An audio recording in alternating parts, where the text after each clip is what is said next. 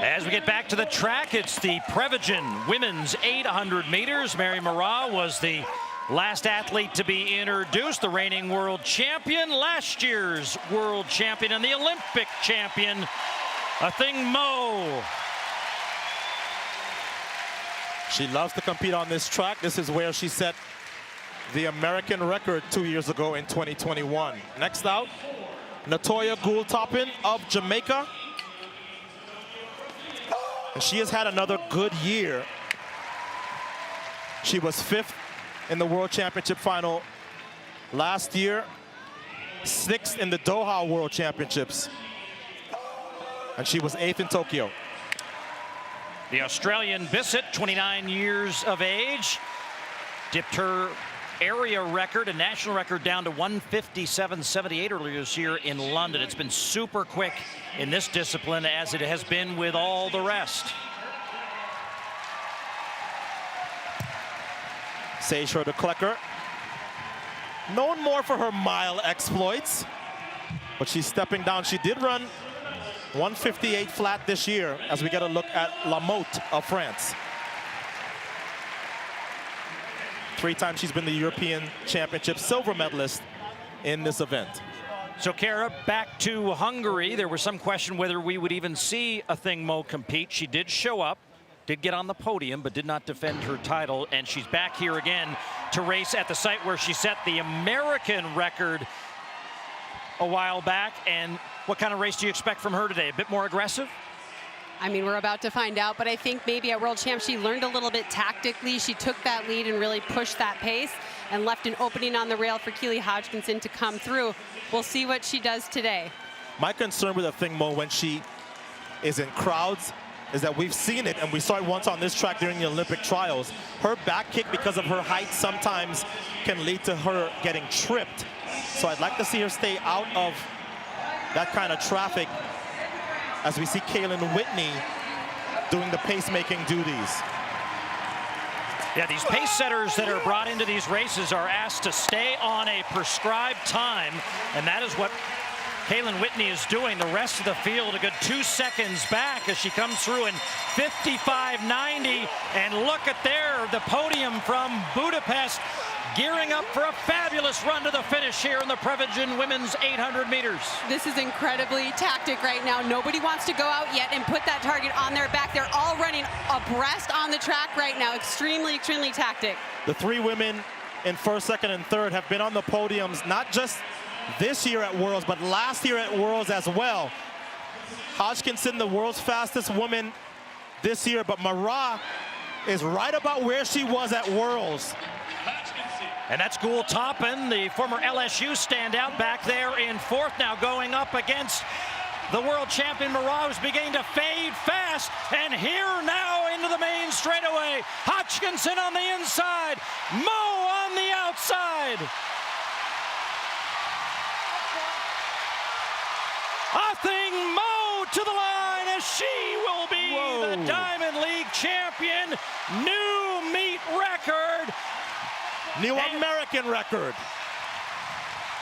Wow.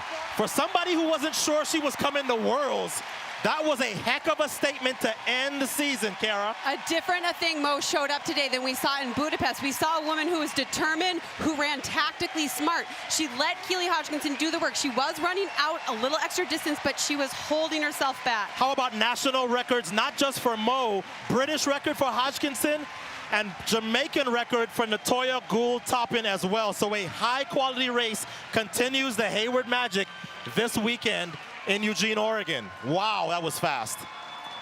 So she set now 2 consecutive American records at this venue. And you know what we just saw for the first time in a while? A smile. Joy. Yeah. It's the happiest we've seen her, certainly in the second half of this season. And in the build-up to this meet, she seemed like she was excited to be here. She was excited, like putting it out there. I'm here, and I'm here to compete. And that's what we saw. This is the Mu we're used to. She seems like she's found her stride. Obviously, she just set an American record, but she ran that race so brilliantly and timed it so perfectly down that final 100. And Athing Mu has told me that she has her sights eventually set on the 153.2 world record that's been there since 1983. As we get another look, This right here, Kara, looked a lot like the World Championship final last year. She just pulled away a little bit more at the end. It really did, and her knee lift was so good right to the end. We see Hodgkinson starting to struggle a little bit, but her knee lift keeps coming up all the way through that line, holding her form. What an awesome race. Look at how exuberant. You can tell this matters, right? This is a woman with a world title and an Olympic title, and look at her exuberance as she gets this Diamond League title and sort of answers anybody that had any questions as to her motivation this year. So another look on the Xfinity fly cam. Mara fell off badly after being competitive for about 650 meters. And the first two across the line at Worlds in 2022 are the first two across the line here yet again. But Athing Mu and Hodgkinson get national records for their efforts. And that just seemed so much confidence behind Athing Mu in that run. She knew what she was doing. She was totally dialed in, and she got to enjoy that finish line. What a race out of her. That was special. That was really special. Athing Mu, who won the Diamond League here a few moments ago in the 800 meters. Athing, just kind of share with us what the season has been like, what this year has been like that now ends in you breaking your American record over 800 meters. It's just been different. That's like the best word I can describe it as. A lot of new things happening, a lot of adjustments and transitions that I had to go through the past 12 months. And I could just say that this year was just a lesson also. I mean, I'm happy that I could, you know, rejuvenate over after Worlds and just take the 3 weeks to just enjoy life, rethink how I felt about the race, and coming here with a clean mind and just, you know, ready to go again.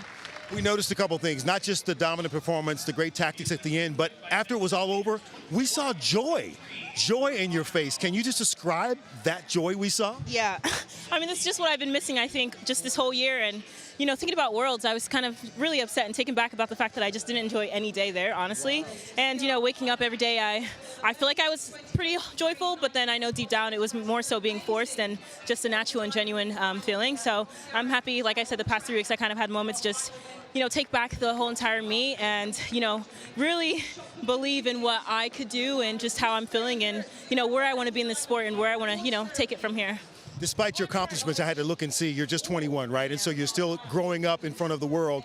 How do you take this year now, build off of it, and think about the opportunity to make the team for the United States and then hopefully compete in Paris next year? Oh, yeah, I mean, it's always an incredible opportunity to run for Team USA. I mean, since I made my first team on the Youth Olympics in like 2018, it's always been an honor to kind of, you know, represent the country and, you know, represent the track and field world and, you know, just around the world. And so I'm really excited for next year, given that I have this new mindset right here and I'm taking it into 2024. I'm just happy with where I'm at, and I know just with being how I am right now, I know only good things can happen. So I'm just hoping to take this with me as I, you know, prepare for next season. Well, congrats on the performance, and we're glad to see the joy back, I think. Congrats again. Thank you. I appreciate it.